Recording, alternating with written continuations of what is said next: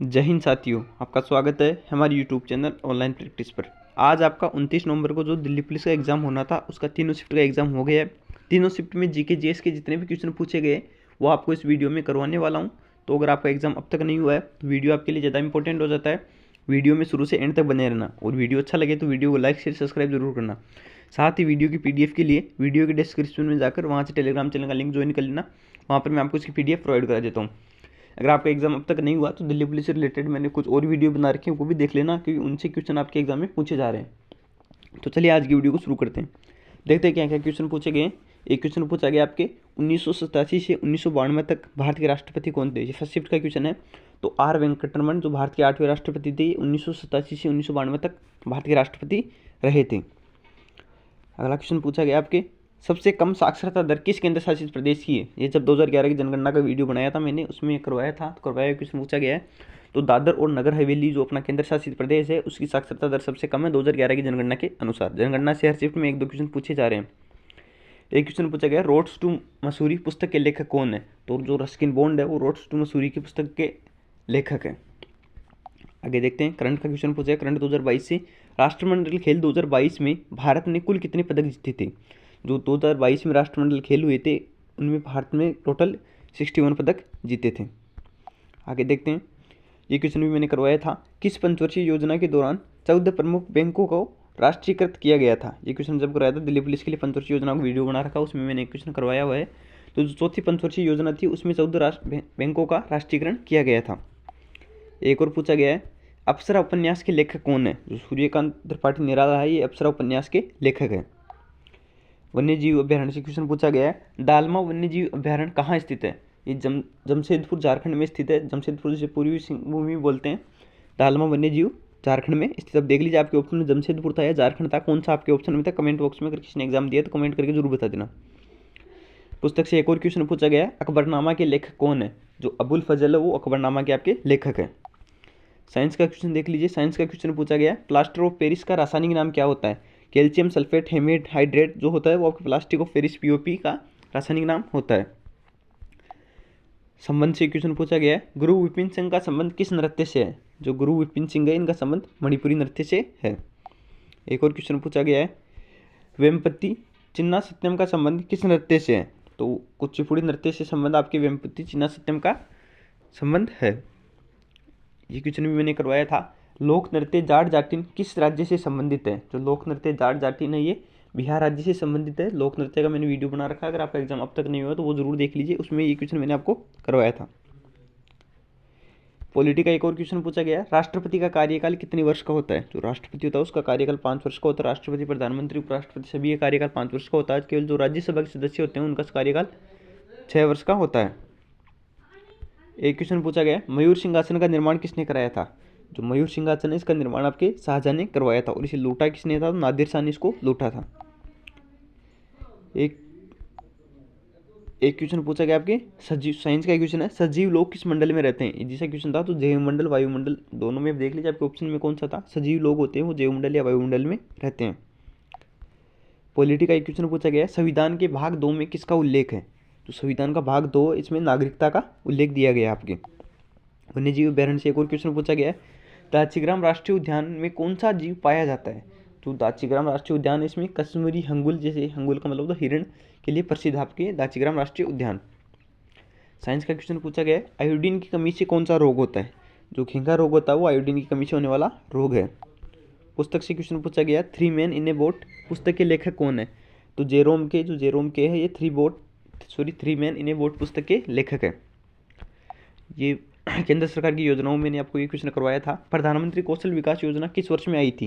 जुलाई 2015 में प्रधानमंत्री कौशल योजना आई थी। खेल जगत से पूछा गया है कबड्डी खेल में प्रत्येक पक्ष में कितने खिलाड़ी होते हैं। जो कबड्डी का खेल होता है उसमें एक पक्ष में 7 खिलाड़ी, तो दोनों में पूछा गया तो 14 खिलाड़ी दोनों पक्षों में होते हैं। 2011 की जनगणना से एक और क्वेश्चन पूछा गया 2011 की जनगणना के अनुसार सबसे अधिक पशुधन किस राज्य में है। तो भारत के उत्तर प्रदेश राज्य में सबसे अधिक पशुधन पाया गया है। अगला क्वेश्चन देखते हैं। एक क्वेश्चन पूछा गया आपके छठ पूजा कहाँ मनाई जाती है। तो भारत के बिहार राज्य में आपके छठ पूजा का पर्व मनाया जाता है। एक क्वेश्चन पूछा गया आपके व्यक्तिगत सत्याग्रह के पहले सत्याग्रही कौन थे। जो विनोबा भावे आपके व्यक्तिगत सत्याग्रह के पहले सत्याग्रही थे। आगे देखते हैं, क्रस्ट और मेटल के बीच की सीमा को आप क्या कहते हैं? जो क्रस्ट और मेटल के बीच की सीमा होती है उसे मोह कहा जाता है। योजनाओं से क्वेश्चन आया एक और, ये भी करवाया था, पंडित दीनदयाल उपाध्याय कृषि उन्नत शिक्षा योजना कब शुरू की गई? तो ये आपकी की गई 2016 में शुरू की गई थी आपकी। अनुच्छेद से क्वेश्चन पूछा गया है, न्यायपालिका का संवैधानिक जनादेश जारी करने का प्रावधान किस अनुच्छेद में? तो अनुच्छेद 139 में न्यायपालिका का संवैधानिक जनादेश जारी करने का प्रावधान दिया गया आपके। अनुच्छेद से एक और पूछा गया है, भारत के संविधान का कौन सा अनुच्छेद न्यायिक समीक्षा की शक्ति देता है? तो अनुच्छेद 13 न्यायिक समीक्षा की शक्ति प्रदान करता है। आगे देखते हैं, एक क्वेश्चन पूछा गया आपके, पीवी सिंधु ने ओलंपिक में रजत पदक कब जीता था? तो पीवी सिंधु इन्होंने ओलंपिक में 2016 के जो रियो ओलंपिक हुआ था उसमें इन्होंने रजत पदक जीता था। आगे देखते हैं, ये क्वेश्चन पूछा गया है, भारत के चौथे मुख्य चुनाव आयुक्त कौन थे? तो नागेंद्र सिंह, जो नागेंद्र सिंह थे ये भारत के चौथे चुनाव आयुक्त थे। और पांचवा पूछा जा सकता है आपके आने वाले एग्जाम्स में, जो पांचवें हैं वो है टी स्वामीनाथन, भारत के पांचवें चुनाव आयुक्त थे। आगे देखते हैं, ये क्वेश्चन पूछा गया है, एशिया में पहली बार ओलंपिक कब और कहाँ पर आयोजित किए गए थे? तो एशिया में पहली बार 10 से 24 अक्टूबर 1964 में टोक्यो, जो कि जापान में है, वहाँ पर ये पहली बार एशिया में ओलंपिक आयोजित किए गए थे। एक क्वेश्चन पूछा गया है, सपेरा जनजाति द्वारा किया जाने वाला नृत्य कौन सा है? जो कालबेलिया नृत्य होता है वो सपेरा जनजाति द्वारा किया जाता है। आगे देखते हैं, करंट का क्वेश्चन पूछा गया है, अंडर 19 महिला T20 विश्व कप 2023 का आयोजन कहाँ हुआ था? जो अंडर 19 T20 महिला विश्व कप 2023 है, इसका आयोजन आपके दक्षिण अफ्रीका में हुआ था। आगे देखते हैं, एक क्वेश्चन पूछा गया है, मुगल काल में कर लेने वाले को क्या कहते थे? जो मुगल काल में कर लेने वाला होता था उसे जमींदार कहा जाता था। आगे देखते हैं, एक क्वेश्चन है, थारू जनजाति कहाँ पाई जाती है? तो थारू जनजाति आपके भारत के गोरखपुर राज्य में पाई जाती है। आगे देखते हैं, लोधी वंश के समय की इमारतें किस आकृति की थी? जो लोधी वंश था उसके समय की जो दीवारें थी वो चौकोर और अष्टकोणीय आकार की थी। आगे देखते हैं, नृत्य से क्वेश्चन पूछा गया, डांगी नृत्य किस राज्य से संबंधित है? जो डांगी नृत्य आपके हिमाचल प्रदेश से संबंधित एक नृत्य है। एक क्वेश्चन पूछा गया आपके, स्वतंत्रता दिवस पर जो परेड होती है, राजपथ या जैसे कर्तव्य पथ पर जो परेड होती है वो किस मंत्रालय के अधीन होती है? तो वो संस्कृति मंत्रालय के अधीन होती है। हिस्ट्री का क्वेश्चन पूछा गया है, चंदेल वंश ने कहाँ शासन किया था? तो चंदेल वंश है इन्होंने जिजाग बोधी क्षेत्र, जिजाग बोधी क्षेत्र कौन सा होता है? मध्य प्रदेश उत्तर प्रदेश में बुंदेलखंड होता है, उसे जिजाग बोधी क्षेत्र बोला जाता है, और यहीं पर चंदेल वंश ने शासन किया था। एक क्वेश्चन पूछा गया, चाय की खेती के लिए कौन सा राज्य प्रसिद्ध है? तो असम भारत का सबसे बड़ा चाय उत्पादक राज्य, इसके बाद पश्चिम बंगाल। चाय की खेती के लिए असम प्रसिद्ध है। अगर असम आपके ऑप्शन में नहीं था तो उसका आंसर फिर आपके पश्चिम बंगाल हो जाएगा। एक क्वेश्चन पूछा गया, रवि शास्त्री रणजी ट्रॉफी में किस राज्य की ओर से क्रिकेट खेलते थे? तो रवि शास्त्री भारत में वर्तमान में क्रिकेट टीम के कोच हैं, वो किस क्रिकेट टीम किस राज्य की तरफ से रणजी खेलते थे? तो महाराष्ट्र राज्य की तरफ से ये रणजी खेलते थे। एक क्वेश्चन पूछा गया, क्रिकेट की एक ओवर में कितने बॉल होते हैं? तो क्रिकेट के एक ओवर में आपके टोटल 6 बॉल होते हैं। इजी से क्वेश्चन था। ये क्वेश्चन मैंने आपको नृत्य में करवा दिया था। बिहू किस राज्य का लोक नृत्य है? जो बिहू आपके असम राज्य का एक लोक नृत्य है। ये क्वेश्चन भी मैंने करवाया था आपको। गरीबी हटाओ का नारा किस पंचवर्षीय योजना में दिया गया था? तो 5वीं पंचवर्षीय योजना थी, इसमें गरीबी हटाओ का नारा दिया गया था। और कमेंट बॉक्स में कमेंट करके बताओ 5वीं पंचवर्षीय योजना की अवधि कितनी थी। अगला क्वेश्चन देखते हैं, सुजाता महापात्रा का संबंध किस नृत्य से है? जो सुजाता महापात्रा इनका संबंध ओडिसी नृत्य शैली से है। आगे देखते हैं, अगला क्वेश्चन है, दंपति चिन्ना सत्यम का संबंध किस नृत्य से है? तो इनका संबंध कुचिपुड़ी नृत्य से है। आगे देखते हैं, एक क्वेश्चन पूछा गया, ये क्वेश्चन भी करवाया था मैंने आपको। सत्रिया किस राज्य का एक शास्त्रीय नृत्य है? जो सत्रिया आपके असम राज्य का एक शास्त्रीय नृत्य है। आगे देखते हैं, 2011 की जनगणना के अनुसार सबसे अधिक पुरुष साक्षरता दर किस केंद्र शासित प्रदेश में है? तो 2011 की जनगणना के अनुसार सबसे अधिक पुरुष साक्षरता दर आपके लक्षद्वीप राज्य केंद्र शासित प्रदेश की है। एक क्वेश्चन पूछा गया, महात्मा गांधी जब साउथ अफ्रीका से भारत आए थे तो यहाँ गलत लिखा है, तो किससे प्रेरित हुए थे? मतलब उन्होंने किसको अपना गुरु माना था? तो टाइप करने में मिस्टेक हो गया।